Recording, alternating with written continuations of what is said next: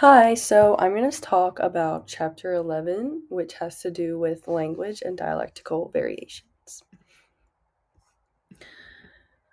The first thing I'm going to start with is dialect. So, what is it? It is a mutually intelligible form of language that's associated with region, social class, or ethnic group. For example, Southern with Standard, Appalachian English, Caribbean English, African American English, Eastern American English, and Spanish influenced English are all spoken in the US and they're dialects of General American English. Who does this affect? I would say it affects everyone. I'm going to mention this in the myths and facts next, but we all speak some kind of dialect. All of our thoughts can be expressed using any dialect because it's just a variation of language. There are some dialects that are more respected than others. Um, I thought this was interesting. They mentioned that African American English can be seen as like less smart, which is kind of crazy because it's just a different dialect, a different way of speaking English. It's not any less or more smart. Um, and with the increase in immigration that we've seen, there has been an increase of number and pervasiveness of dialects, which I thought was pretty interesting. So myths and facts. The first one was everyone speaks some kind of dialect, and that's a fact. Um, Dialectical features are always distinct and noticeable. That's a myth. It's very hard to tell someone's dialect just from how they speak, um, unless it's a Southern drawl, because I'm from Maryland, so I think it's really easy for me to pick out people who have a Southern accent. Um, the next one is speakers of dialects acquire those features by interacting with members of speech community in which they live. That's fact. So basically, that's just saying that the people you're growing up and that you're around all the time, you're probably going to pick up on the dialectical features and start acquiring them the more you're around them. The next one is dialects are precise and show regular patterns, and that's facts. And the last one is dialects are always viewed negatively. That's a myth. There are certain, like I said before, dialects that are seen as more prestigious, but that's from a social view. Characteristics of American English. So the first one is African American English. Um, this is not spoken by all African Americans, but it still follows the same rules as General American English. It's systematic and it's rule governed. Um, there are two hypotheses about the origin of African American English. The first one is the Creole hypothesis, which basically um, hypothesized that it descended from plantation Creole, which was used by African Americans on southern plantations. And the second hypothesis was neo angelistic. Um, and this is that African American English is considered a dialect of English, meaning in Britain before the slaves were brought over to the US, there was a lot of different English dialects of English that were spoken, and so when the slaves were brought here to the U.S., they learned regional and social varieties of these dialects that were spoken in Britain. And then there are a couple of distinguishing features of African American English, such as word final consonant cluster reduction and the stressing of initial weak syllables. The next one is Eastern American English, which is very similar to Southern American English. So, Eastern American English runs from Vermont, parts of Iowa and Minnesota to the west, and New Jersey to the south. And then Southern American English runs from Maryland on the north, Texas to the west, and Florida to the south. And some of the same features that these dialects share are lowering, de-radicalization, and deletion of the R sound, as well as the addition of the y or Y sound. And then the last two are Appalachian English, which is spoken here, and Ozark English, and they're both very similar. So, Appalachian English is spoken in parts of Kentucky, Tennessee, Virginia, North Carolina, South Carolina, West Virginia, Georgia, and Alabama.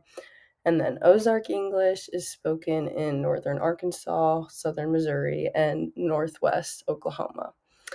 Features of these two dialects include stopping of fricatives, initial W reduction, and initial unstressed syllables.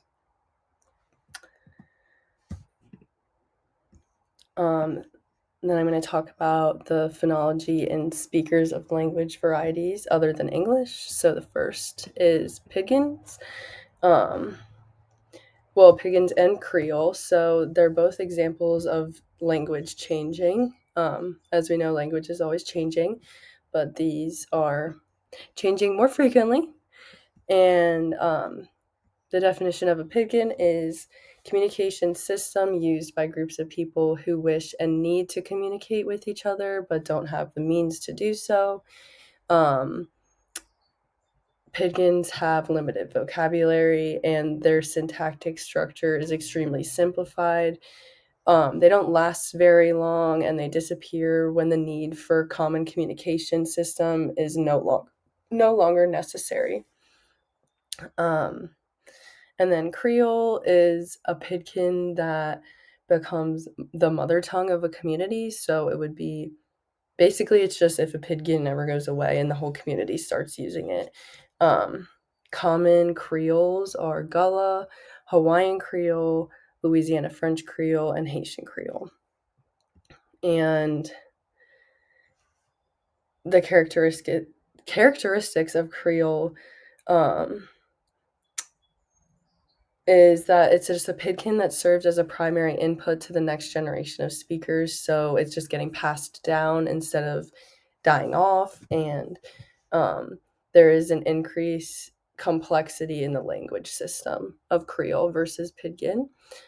And then Spanish, it's the second most common language in the United States. And there's two dialects. There's Highland Spanish and Coastal Spanish.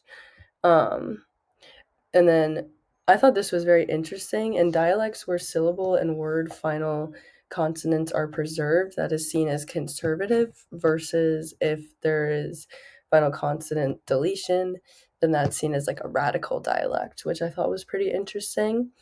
And in Spanish speaking children at 3.5 years of age, they begin using the dialect features of their community. So the dialect that they're around most often is reflected in their speech. Asian languages, there are three main families of languages spoken. There's Austro-Asiatic languages, Thai languages, and Sino-Tibetan languages. The phonological features vary, but something that's common is there's few syllable final segments and there's few consonant clusters. So many Asian languages show restrictions on the type of segments that can be in certain positions, and there are many Asian languages that are tone languages, and I didn't really know what this was. So after reading a little bit more about it, it's basically a language where the differences in word meaning can be signified by the pitch changes, which I think would be extremely hard to learn. So, when talking about phonological development in bilingual children, negative transfer would be something that isn't helping them when learning two languages at once. So, something that was commonly seen in bilingual children in their phonological development was that it was slower than their monolingual peers. And they produced a higher number of atypical error patterns. They also, in Spanish English bilingual children, they exhibited significantly lower accuracy on sound classes. And then moving to positive transfer, this is defined as bilinguals exhibiting either more advanced or commensurated skills in comparison to their monolingual peers.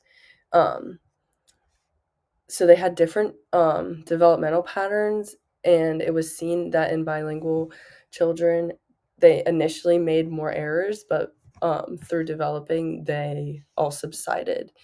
And